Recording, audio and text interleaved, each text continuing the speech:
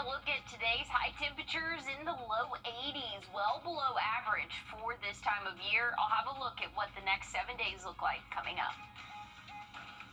But before we go, we're taking a live look now out at Calhoun Expressway. The time is now 6:37. We'll be right back. Elevate your drive at Gerald. All right, welcome back. Take a look. This is Snowball. And I bet that he's excited, or she may be excited, to get outdoors today for a nice little walk. Let's go ahead and check in with your first alert meteorologist, Emily Acton, standing by. And Emily, what is that forecast looking like for all the doggos that want to go outside? It is looking great today. Snowball was adorable. I love seeing the puppy pictures in the morning. Just always makes my day. But yeah, today's going to be a great day for your dogs to spend outside, or even you as well. We're going to be in the low 80s for that average high this afternoon. We're going to see some clouds for the first half of the day, but by the time the afternoon rolls around, we'll see plenty of sunshine for us. So looking at your pumpkin spice forecast, things are feeling a little bit like fall, a hint of fall for us as we go throughout the rest of our day today.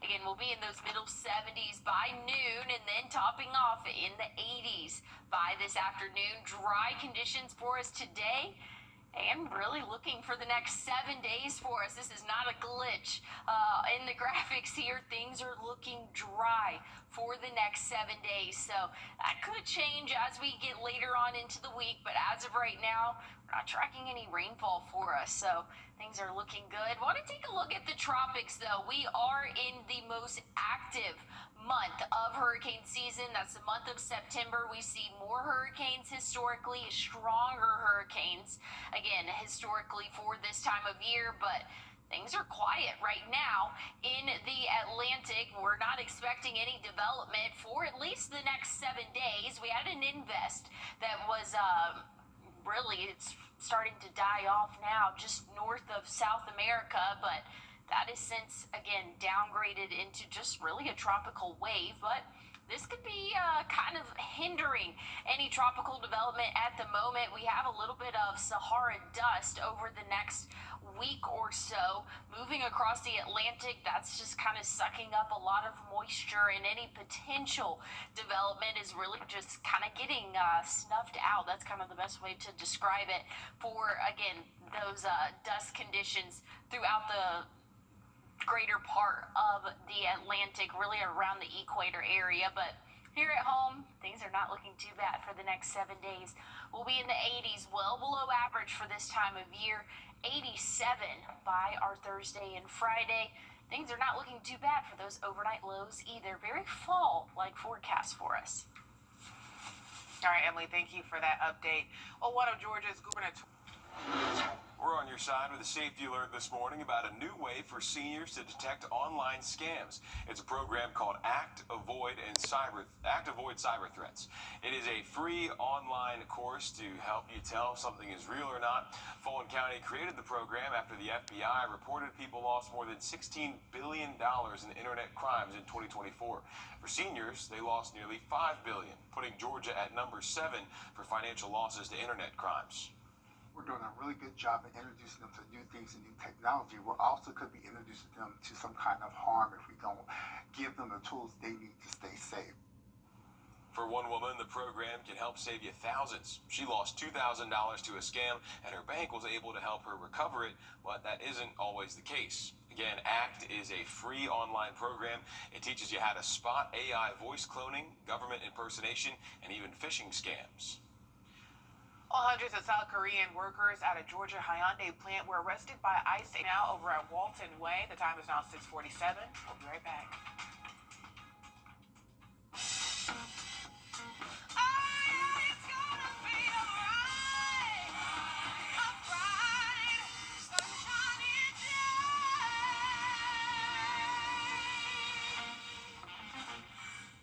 Join us in remembering the loved ones who have been. Welcome back, giving you a live look here over the Calhoun Expressway. It's 10 to 7 on our Monday morning. The Junior Achievement Discovery Center is welcoming students this week, allowing them the opportunity to get real-world experience in finance. Opening in January of 2024, serving middle school students. Now they've expanded that to include 11th graders and 12th graders as well. Students learn in the classroom and then come to the Discovery Center where they work in about 18 storefronts, which resemble local, national, and statewide employers. They're given a tablet where they're able to select their careers and budget their lives from groceries, childcare, travel, automotive, and more. They're using this simulation space to get a real taste of what it's like to manage money and pay bills. They're going through an immersive experience that allows them to learn how their life choices and financial choices impact their future. It's definitely important because I feel like everybody should know where their money's going and be able to know how their money's spent.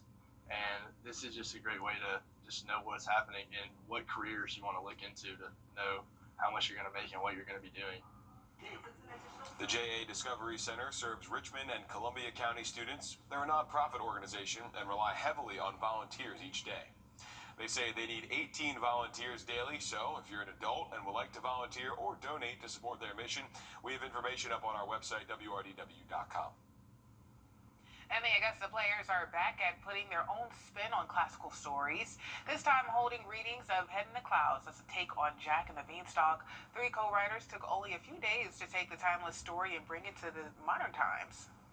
A lot of room there to have some fun conversations, and the first thing that we were drawn to was, no one ever talks about the dad. Where's Jack's father, and how could that have played into where he and his mother were at when the story typically opened? Now, that was only the first half, and the writers are hard at work on the second half of the show. They say they should be ready for auditions for the musical by November with a full performance set for March. Taking a look at your top stories now. New this morning, just before midnight, the Richmond County Sheriff's Office identified 3 people involved in that shooting at Best Buy last night. 2 are the victims, both women. Investigators say the third is the man they plan to charge in connection to their murders. That's once he's released from the hospital.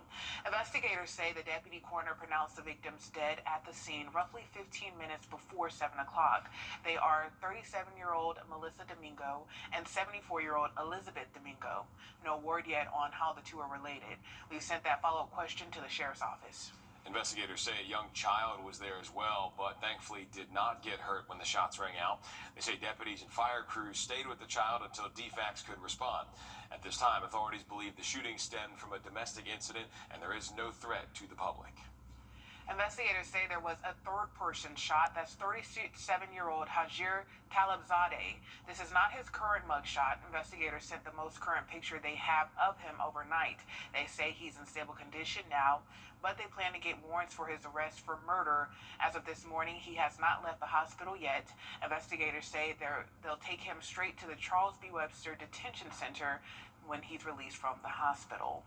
And if you or someone you know may be dealing with domestic abuse, there are resources in our area and nationally. You can call the National Domestic Violence Hotline. That's 800-799-7233. You can also text BEGIN to 88788. The Salvation Army is also a safe haven from domestic abuse. Safe Homes of Augusta will help anybody who asks. You can find all this information and more up on our website, wrdw.com. More than a year later, the NTSB is closing the books on an investigation into the deadly plane crash near Daniel Field. Last May, a single-engine plane crashed just after takeoff from Daniel Field into a yard on Hillcrest Avenue at Belmont Drive. The pilot, Jason McKenzie, was killed after that crash ended in a fire. Now, a new report from the NTSB says the cause of that crash was from a sharp turn at an excessive angle with low airspeed and altitude. The report says the plane tried to return to Daniel Field, but because of the damage and the fire, the cause for that is unknown. No distress calls were made, and McKenzie's toxicology report didn't show any signs of impairment. Following that crash, McKenzie was remembered as a hero for avoiding any more deaths or injuries on the ground. Let's take a look at our community calendar here. We're looking ahead for fun things to do this weekend. Friday night at the Miller Theater will be the ultimate Elvis concert, a tribute show that focuses on the best of rock and roll. It'll be from 7:30 to 9:30 p.m. Check out how to get tickets on our community calendar page on our website. Definitely seems like it's going to be a fun night this Friday. Starting off this morning, though, if you're headed outdoors anytime soon, maybe a light jacket, not a bad idea. We'll hit our average morning low for us here over the next hour or so, and that'll be in the low 60s. So very mild, but could be a little bit chilly for some. We're going to see cloud cover stick around throughout the first half of our day, but things are dry, expected to stay dry throughout the rest of our Monday. So beautiful Monday in store for us. If you want to spend some time outdoors, maybe take your furry friend out on a walk. Not a bad day to do that. We'll be in the 60s until about 10 a.m. Then we'll warm up into the 70s. That cloud cover will start to break up for the later afternoon, and we can anticipate seeing those 80s by the early afternoon hours. The only thing that's really a little bit different for today is it's going to be a little bit breezy out there for us. Wind gusts could be anywhere from 15 to 20, possibly even 25 miles per hour, but sky conditions are not looking bad. And again, those temperatures very comfortable for us as we go throughout the next couple of days. Once we get into the end of the week, things will start to warm up closer to average for this time of year. Again, typically we're sitting at 90, so we're below average for our Monday, Tuesday, Wednesday, even into our weekend. Things are looking well below average for this time of year, but check out this forecast. Plenty of sunshine for us. Things are feeling a little bit more like fall. Those overnight lows pretty consistent in those upper 50s, low 60s for us. But hey, check us out online. We have a digital forecast coming up. Time and Temp, brought to you by your First Alert weather team. The News 1226 First Alert Radar Network. With up to 10 times the resolution of other local radars and technology that can pinpoint right down to your street. First just got faster. What's with all the goats? Goat. George's outstanding attorney team. After you've been injured in a car crash, call George Sink Injury Lawyers and get the GOAT on your side. Hurt? Call all nines now. In 1977, Bo started